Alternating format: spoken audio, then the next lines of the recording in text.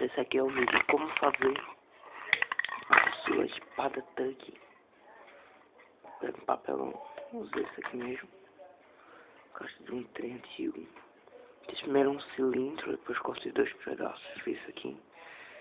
E esse aqui é um outro papel mais grosso, papel cartolina.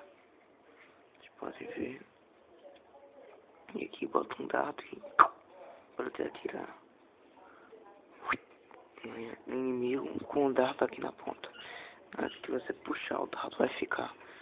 Preferência para os coletes Thug. Até você jogar ela. Se tá no inimigo vale como uma bala. Do mesmo jeito. Aqui é na coroa que abriu outra bala. Então você já pode dar uma coronhada ou então tirar e botar na ponta. Então muito certo pra cá. E pega uma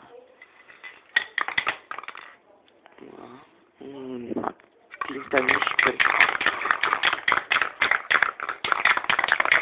prata e pinte.